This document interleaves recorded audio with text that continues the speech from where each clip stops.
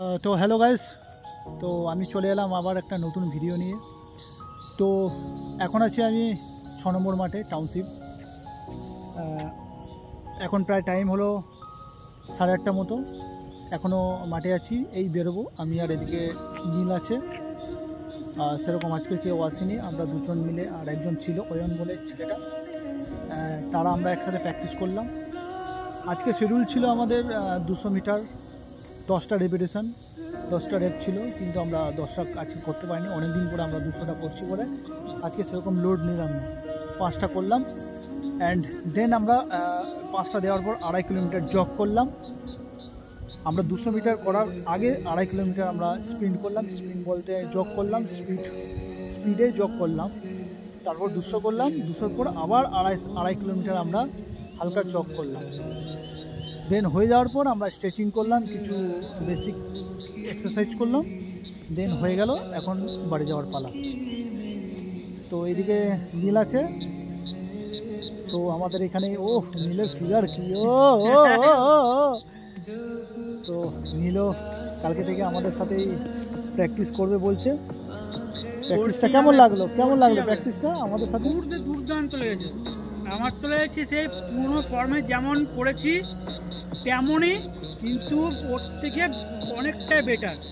তো যা মানে নীলের ফিগারটা আছে, ফিগারটা ও যদি আমার সাথে এক মাস কন্টিনিউ প্র্যাকটিস করে, তাহলে এই ফিগার থেকে আমি 0 ফিগার বানাবো, ওকে 0 ফিগারে নিয়ে আসবো, যদিও কন্টিনিউ আমার সাথে থাকে।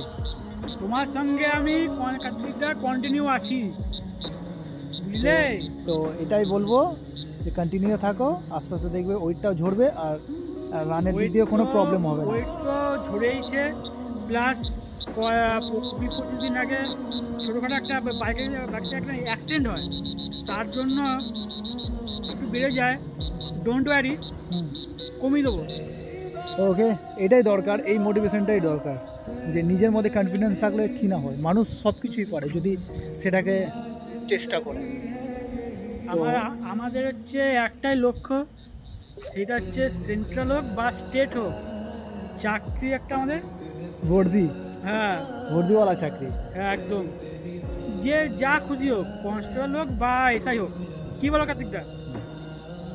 তো আমি এইটুকুই বলবো, তোমরা শুধু হার্ডওয়ার্ক করে যাও, হার্ডওয়ার্ক সাথে সাথে হ্যাঁ, মাঠের তো হার্ডওয়ার্ক করে যাও, মাঠেরটাও বলবো, এদিকে আমাদের রিটেন এক্সামের জন্য বলবো, দুটোই আমি বলবো যে হার্ডওয়ার্ক করে যাও, প্লাস হার্ডওয়ার্ক করে যাও, হার্ডওয়ার্কের সঙ্গে প্লাস ডায়েটটা আমাদের অবশ্যই কিন্তু জরুরি। ডায়েট সঠিক না হলে দৌড়ে তোমাদের কিচ্ছু হবে না। এইটা আমি নিজের এক্সপিরিয়েন্স থেকে বলছি আমি। তো ওটাই বলবো যে হার্ডওয়ার্কের সাথে সাথে আমাদের স্মার্ট ওয়ার্কও করতে হবে। যেমন পড়াশোনার ক্ষেত্রে শুধু গরু গাদার মতো পড়লে হবে না, আর গরু গাদার মতো ছুটলে হবে না, সেটাকে স্মার্ট ওয়েতে আমাদের প্র্যাকটিস করতে হবে। অ্যান্ড দেন রিটেন এক্সামও আমাদের স্মার্ট ওয়ার্কেই করতে হবে। হার্ডওয়ার্ক তো আছে, স্মার্ট ওয়ার্কও তার সাথে থাকবে। সো চলবে না, কি থেকে কি হবে না হবে ভয় পেলে চলবে না, ভয় পেলে কিচ্ছু হবে না। সো আমি এইটুকুই বলবো, যারা ডাব্লিউপি, কেপি বা আরপিএফ এর স্টুডেন্ট আছো, তারা অবশ্যই তোমরা প্রিপারেশান কন্টিনিউ করতে থাকো। অ্যান্ড পরীক্ষা তো তোমরা জানোই, পুজোর পরে আমাদের ডাব্লিউপি কেপি পরীক্ষা হবে, সেটা নিয়ে চিন্তা করো না। তোমরা শুধুমাত্র কন্টিনিউ তোমরা রিটেন এক্সামের জন্য প্রিপারেশান করো এবং মাঠের মধ্যে প্র্যাকটিস করতে থাকো, দেন সব কিছু ঠিক। এক্সাম ফর্ম ফিল আপ হয়েছে, WP KP form fill up হয়েছে মানে এক্সাম হবেই, সেটা নিয়ে তোমরা চিন্তা করো না। সো তোমরা প্রত্যেক দিন রেগুলার বেসিসে পড়াশোনা করো, দেন মাঠও করো, দেখবে তুমি বেরিয়ে যাবে।